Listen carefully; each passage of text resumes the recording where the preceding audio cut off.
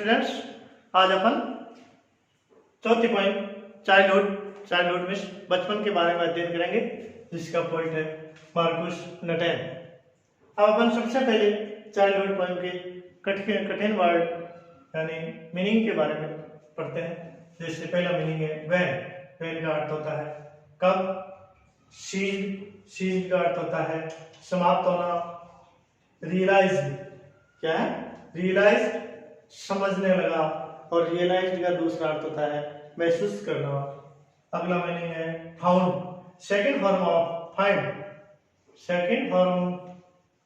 Of find, find means पाना। तो find present form find है, पास्ट फॉर्म है फाउंड का अर्थ होता है पाया, और पास्ट पार्टिसिपल फॉर्म में होती है फाउंड। जियोग्राफी, अगला मीनिंग है जियोग्राफी मीन्स भूगोल। देयरफॉर का अर्थ होता है इसलिए। एडल्ट्स का अर्थ होता है वयस्क या बालिग व्यक्ति, नो मीन्स जानना, और इसकी पास्ट फॉर्म होती है न्यू, और पास्ट पार्टिसिपल फॉर्म होती है नाउन। सिम मीन्स प्रतीत हुआ, सिम मीन्स प्रतीत होना, और सिम मीन्स प्रतीत हुआ पास्ट फॉर्म है। टॉक मीन्स बातें करना, और टॉक मीन्स बातें करते थे। अगला मीनिंग है हिडन का अर्थ होता है छिपाओ। फेस का अर्थ होता है चेहरा, और इसका दूसरा अर्थ है फेस मीन्स सामना करना। अगला मीनिंग है प्रीच का अर्थ है उपदेश देना। तो प्रीच इसकी पास्ट फॉर्म है, इसलिए उपदेश देते थे। एक्ट का अर्थ होता है कार्य, प्रदर्शन, और एक्ट का एक अलग अर्थ में होता है एक्ट मीन्स कानून। लविंगली का अर्थ होता है स्नेहपूर्ण तरीके से। क्या अर्थ होता है? स्नेहपूर्ण तरीके से। अगला मीनिंग है माइंड का अर्थ होता है मन या मस्तिष्क। रियली मीन्स वास्तव में। विच ईवर का अर्थ होता है जो भी, विच ईवर मीन्स जो भी। चूज का अर्थ होता है चुनना, चूज मीन्स ये वर्ब है, चूज का अर्थ होता है चुनना। इसकी सेकंड फॉर्म या पास्ट फॉर्म होती है चोज, और पास्ट पार्टिसिपल होती है चूजन। प्रोड्यूस का अर्थ होता है पैदा करना, और प्रोड्यूसिंग ये इसकी प्रेजेंट पार्टिसिपल फॉर्म है, प्रोड्यूसिंग पैदा करते हुए। थॉट्स का अर्थ होता है विचार। अलोन मीन्स अकेला। फॉरवर्ड ये भी past form of forget, past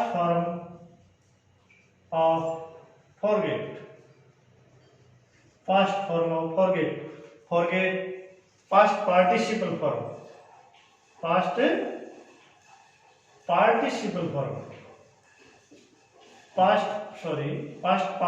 form of forget का अर्थ होता है भूलना, और इसकी पास्ट फॉर्म है फॉरगॉट, और पास्ट पार्टिसिपल फॉर्म है फॉरगॉटन, भुला चुके। तो ये फॉरगेट की पास्ट पार्टिसिपल फॉर्म। अगला मीनिंग है इन्फेंट का अर्थ होता है शिशु या छोटा बच्चा। प्लेस का अर्थ होता है स्थान। ये इसके कठिन वर्ड। और अब चाइल्डहुड बचपन में कभी अपने बचपन के दिनों को याद करता है, जो अपन अब स्टेंजे के बारे में स्टेंजा वाइज स्टेंजा अध्ययन करेंगे। Stanza first. When did my childhood go, was it the day I ceased to be 11, was it the time I realized that hell and heaven could not be found in geography, and therefore could not be. Was that the day? Second stanza. When did my childhood go? was it the time I realized that adults were not all they seemed to be. They talked of love and preached of love, but did not act so lovingly. Was that the day? अब इस स्टेंजो को एक बार repeat. When did my childhood go? Was it the day I ceased to be 11? Was it the time I realized that hell and heaven could not be found in geography and therefore could not be? Was that the day? When did my childhood go? Was it the time I realized that adults were not all they seemed to be? They talked of love and preached of love, but did not act so lovingly. Was that the day? इसमें कवि अपने बचपन के दिनों को याद करके ये महसूस करता है या यह अनुभव करता है या ये पश्चाताप या आश्चर्य करता है कि मेरे बचपन के दिन कब चले गए, किस समय चले गए, मुझे तो पता ही नहीं चला कि मेरे बचपन के दिन कब निकल गए. तो अब इसमें सबसे पहले ये कहता है कि when did my childhood go? मेरा बचपन कब चला गया, मेरा बचपन कब चला गया. Was it the day? क्या वो दिन था जब I ceased to be 11. ceased का मतलब होता है come to an end. come to an end. come to an end का मतलब होता है अंतिम छोर पर पहुंचना में. कवि कहता है कि क्या वो दिन थे जब मैंने 11 वर्ष की आयु पूर्ण कर ली थी और मैं 12वें वर्ष में प्रवेश कर लिया था. क्या तब मेरे बचपन के दिन चले गए. Was it the time? क्या वो समय था जब I realized that hell and heaven. hell का अर्थ होता है a place of great suffering. a place of great suffering यानी महान पीड़ाओं का स्थल, उसे कहते हैं हेल में नरक. और हेयर का अर्थ होता है पैराडाइज. हेयर का अर्थ हेवन का अर्थ होता है पैराडाइज में से स्वर्ग. तो वो कवि क्या कहता है कि आज एट द टाइम, क्या वो समय था जब मैंने महसूस किया कि स्वर्ग और नरक दो काल्पनिक स्थान होते हैं. स्वर्ग और नरक दो स्थान होते हैं जिनको could not be found. Found का अर्थ होता है पाया. इन जियोग्राफी, जिनको अपन भूगोल की पुस्तकों में या भूगोल जमीन के स्तर पर इन स्थानों को मैंने कहीं भी नहीं पाया है.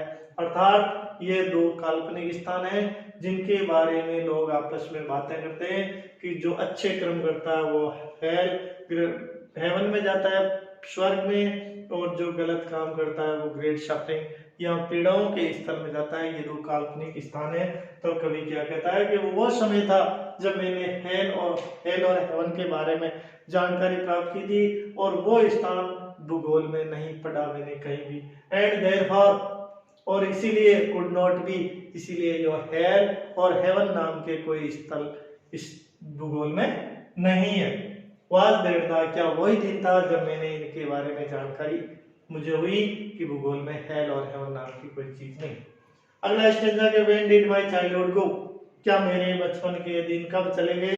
वाज इट द टाइम, कवि कहता है कि यह क्या वो समय था जब I realize that adults were not. Adults का अर्थ होता है वयस्क व्यक्ति या जो आयु पूर्ण कर चुका है, यानी जिसने परिपक्व की पूर्ण या बालिग व्यक्ति है उनके बारे में. That adults were not all they seem to be, जब मैंने महसूस किया कि वयस्क व्यक्ति जैसे दिखाई देते हैं या जैसे प्रतीत होते हैं वो वैसे नहीं होते हैं. जब मैंने ये महसूस किया कि वयस्क व्यक्ति या बालिग व्यक्ति जैसे कहते हैं वैसे दिखाई नहीं देते हैं. And they talked of love, यानी दे का अर्थ होता है वयस्क व्यक्ति. वे टॉक्ड ऑफ लव, लव का मतलब होता है प्रेम की बातें करते हैं. और प्रीस्ट का अर्थ होता है रिलीजियस मैसेज. प्रीस्ट का अर्थ होता है रिलीजियस मैसेज. रिलीजियस मैसेज का अर्थ होता है धार्मिक संदेश. यानी उपदेश देते थे। यानी वयस्क व्यक्ति प्रेम की बातें करते हैं और प्रेम की उपदेश देते हैं, यानी धार्मिक संदेश की बातें करते हैं, लेकिन but they did not act so lovingly. जैसी प्रेम की बातें करते हैं वो प्रेम पूर्ण बातें के अनुसार वो अपने कर्म नहीं करते हैं। Was that the day, क्या वो दिन था जब मैंने वयस्क व्यक्तियों के कथनी और करने के अंतर को पहचाना था, तब मेरा बचपन चला गया। इसलिए इन दोनों स्टेजों में कवि ने अपने बचपन के दिनों को महसूस करते हुए बताया कि जब मुझे वयस्क व्यक्तियों के बारे में जानकारी हुई तब मेरा बचपन चला गया, या जब मुझे हेल और हेवन, स्वर्ग और नरक की भूगोल में जानकारी के बारे में पता चला तब मेरा बचपन चला गया। तो मुझे अभी तक ये कंफर्म नहीं है कि मेरा बचपन किन दिनों में और कब चला गया। When did my childhood go? Was it when I found my mind was really mine to use whichever way I choose, producing thoughts that were not those of other people, but my own and mine alone? Was that the day? Where did my childhood go? It went to some forgotten place that's hidden in an infant's face. That's all I knew. तब से सबसे पहले है when did my childhood go? When did my childhood go? Was it when I found my mind was really mine? Really mine. To use whichever way I choose. Producing thoughts that were not those of other people, but my own and mine alone. Was that the day? Where did my childhood go? It went to some forgotten place that's hidden in an infant's face. That's all I know. यानी इसमें कवि कहता है कि मेरा, जैसे पिछले स्टेंजे में अपने देखा था कि बचपन कब चला गया, उसे जब महसूस हुआ और इन दो चीजों के बारे में अंतर करने में और वयस्क व्यक्तियों में। अब अगले स्टेंज में भी ये कहता है कि when did my childhood go, मेरा बचपन कब चला गया। Was it, कि वो तब चला गया जब I found my mind was really mine, यानी कवि को ये महसूस हुआ कि मेरा जो मस्तिष्क, माइंड का अर्थ होता है मन या मस्तिष्क, मन या मस्तिष्क, वो रियली माइंड यानी मेरा मन और मस्तिष्क मेरा स्वयं का है, न केवल दूसरे का है। टू यूज व्हिचएवर, मेरे मन और मस्तिष्क को मैं जहां भी चाहता हूं उस रास्ते में, आई चूज, उनको चुनकर मैं उस रास्ते में मेरे दिमाग को या मेरे विचारों को काम में ले सकता हूँ। प्रोड्यूसिंग थॉट्स, यानी मैं उन रास्तों में मेरे विचार काम में ले सकता हूँ। और प्रोड्यूसिंग थॉट्स, मेरे मन के अंदर जो विचार पैदा होते हैं, that were not those of other people, जो विचार में मेरे मन में जो मेरे मस्तिष्क में जो विचार पैदा होते हैं वो मेरे स्वयं के हैं, ने कि वर नॉट दोज, नहीं थे, दोज उनके, अदर पीपल वो किन्हीं दूसरे लोगों के नहीं है, और वो विचार मेरे स्वयं के हैं। But my oven and my alone, लेकिन वो मेरे स्वयं के हैं और मेरे थॉट्स का अर्थ होता है आइडिया, थॉट्स का आइडिया या कॉन्सेप्ट, आइडिया या कॉन्सेप्ट। तो जो विचार हैं वो मेरे खुद के हैं। वाज दैट द डे, वो दिन थे कि मेरा बचपन कब चला गया, और मेरा बचपन उन दिनों में जब चला गया जब मैं अपने आप को बोला समझता था, मुझे मेरे मन मस्तिष्क के विचारों की जानकारी नहीं थी और मैं दूसरे लोगों के कहे अनुसार कर्म करता था, उनके विचारों को फॉलो करता था। उस समय मेरे बचपन चले गए और अब मुझे महसूस हुआ कि मेरा मस्तिष्क और मेरे दिमाग, मेरे विचार मेरे खुद के हैं, मेरे अकेले के हैं, दूसरे किसी के नहीं है। लेकिन मेरा बचपन कब चला गया वो दिन मुझे याद नहीं है। अब अंतिम स्टेंजा है वो इन 3 स्टेंजों से थोड़ा सा अलग है, क्योंकि इनमें कभी आश्चर्य के साथ ये महसूस करा कि मेरा बचपन कब चला गया, लेकिन अंतिम स्टेंजा थोड़ा सा अलग है कि इसमें कभी आश्चर्य के साथ ये एक बात महसूस करता है कि मेरा बचपन कहाँ चला गया, where did my childhood go, यानी मेरा बचपन कहाँ चला गया, it went to some forgotten place, और मेरा बचपन उन स्थानों में चला गया जिन स्थानों को मुझे जानकारी नहीं है या उन स्थानों को मैं भूल चुका हूँ। और वो स्थान क्या हो सकते हैं, that's hidden in an infants face, और वो जो विचार हैं वो इन्फेंट्स का अर्थ होता है बेबी या न्यूबॉर्न, बेबी या न्यूबॉर्न उन्हें कहते हैं इन्फेंट्स। और वो मेरा जो बचपन है वो एक शिशु के फेस का अर्थ होता है चेहरा, शिशु के चेहरे या शिशु का जो भोलेपन है उनमें मेरा जो बचपन है वो जाकर छिप गया।